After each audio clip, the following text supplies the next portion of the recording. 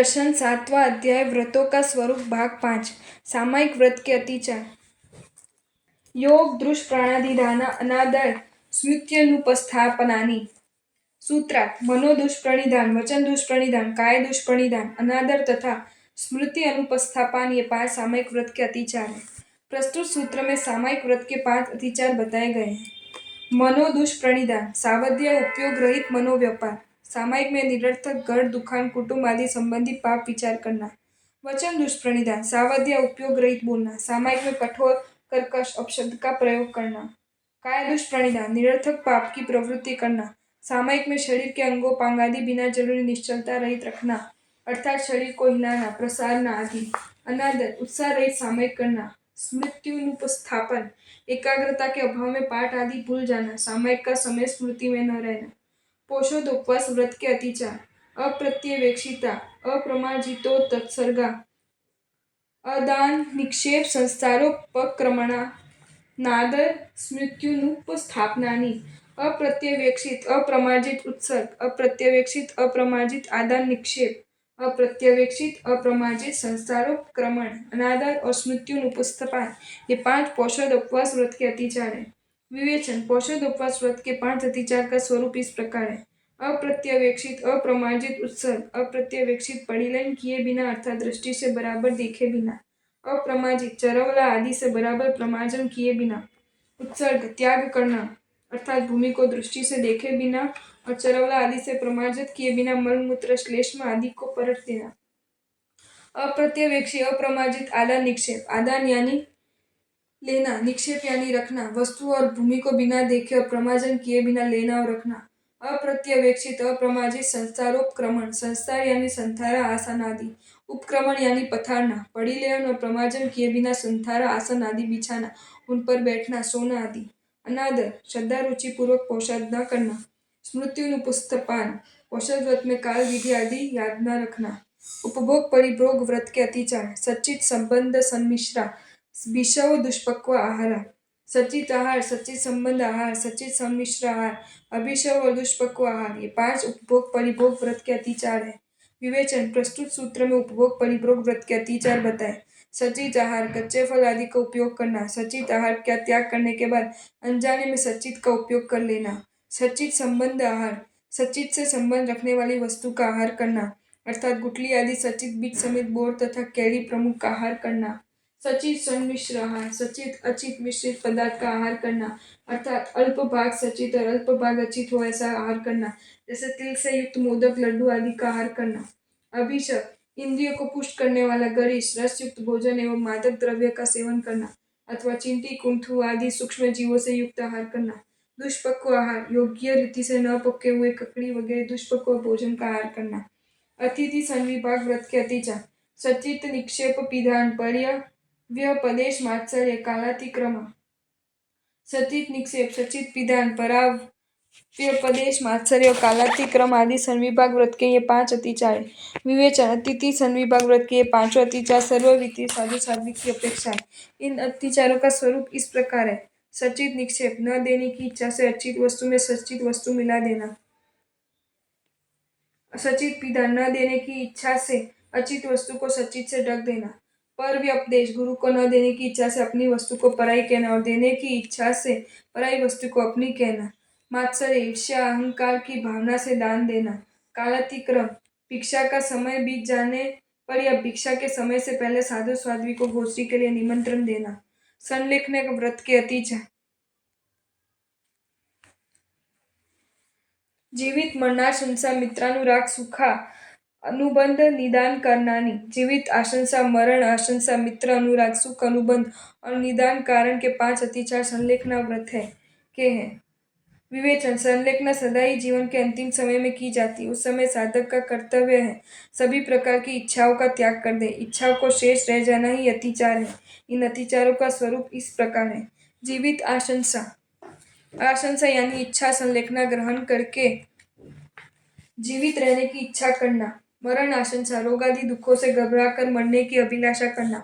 मित्रानुराग मित्र का अनुराग पूर्वक स्मरण करना, अर्थात मित्र पुत्र आदि स्वजन स्नेहियों पर ममत्व भाव रखना। सुखानुबंध अनुभव किए हुए सुखों को स्मरण करना। निदान करण तपस्या आदि के प्रभाव से आगामी काल की चाह रखना। दान का लक्षण अनुग्रहार्थ स्वस्याति सर्गो दानम। अनुग्रह के हेतु अपने किसी भी वस्तु का त्याग करना दान कहलाता है। प्रस्तुत सूत्र में दान का लक्षण बताया गया है। यहाँ अनुग्रह शब्द का अर्थ उपकार बताया गया है। स्व और पर के उपकार के लिए अपने स्वामित्व की वस्तु का दान देना है।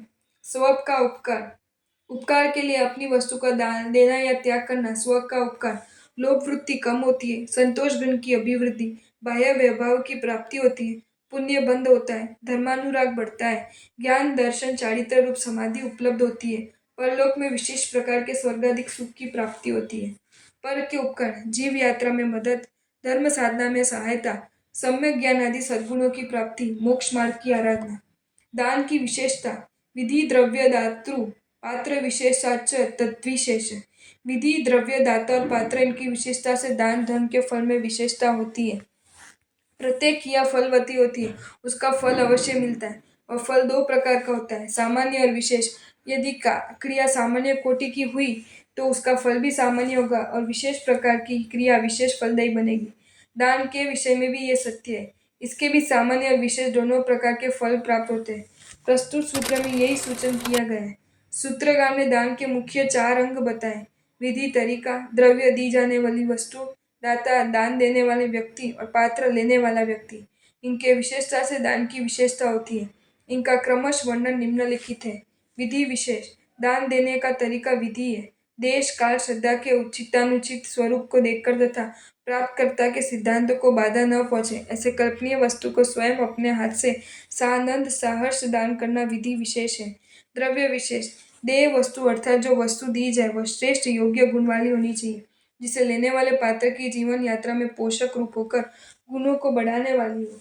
दाता की विशेषता, दाता के लिए आवश्यक है कि उसके मन वचन काय शुद्ध हो, दान को ग्रहण करने वाले पुरुष पर श्रद्धा हो, दान देते समय और उसके पहले तथा पीछे भी उसके मन में कंजूसी, ईर्ष्या या तिरस्कार आदि दुर्भाव न आए, मधुर वचनों से पात्र को सत्कार करे, भक्ति एवं बहुमान पूर्वक विनम्र भाव से वस्तु को बौरावे, मन में किसी भी प्रकार के फल की आकांक्षा नहीं रखे, अर्थात दाता प्रसन्न चित्त, आदर, हर्ष और शुभाशय इन 4 गुणों से युक्त और विषाद संसार सुख की अभिलाषा, माया और निदान 4 दोषों से रहित होना चाहिए।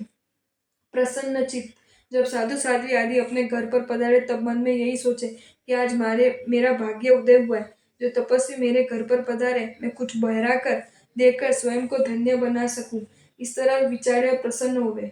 आदर, बढ़ते हुए आनंद हर्ष से पधारो पधारो, अमुक वस्तु का जोग है, अमुक वस्तु का लाभ दीजिए, इस प्रकार आनंद पूर्वक दान दे। हर्ष, साधु को देख करके या साधु कोई चीज वस्तु मांगे तब हर्ष पावे, वस्तु को बहराते समय हर्षित होवे तथा बहराने के बाद भी अनुमोदना करे। शुभाशय, अपनी आत्मा का भव संसार से निस्तार करने के आशय से दान देवे। विषाद का भाव, दान देने के बाद मैंने क्या क्यों दिया इस तरह पश्चाताप नहीं करे, किंतु व्रति के उपयोग में आ जाए यही मेरा है, मेरी वस्तु तपस्वी के पात्र में गई, यही मेरा अहोभाग्य, ऐसी अनुमोदना करे। संसार के सुख की इच्छा का भाव, दान देकर के उसके फल रूप में कोई भी संसार सुख की अभिलाषा नहीं रखे।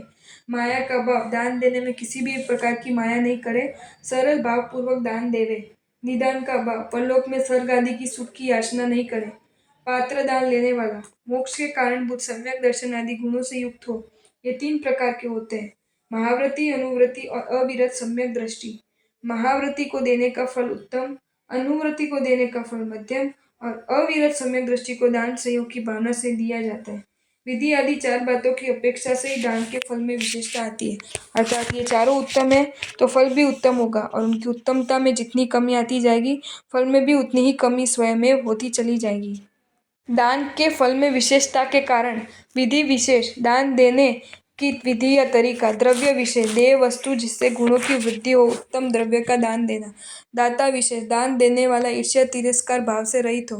पात्र विशेष, दान देने वाला मोक्ष के कारणभूत गुणों से युक्त हो। उत्तम महाव्रति, मध्यम अनुव्रति, जघन्य अविरत सम्यक दृष्टि।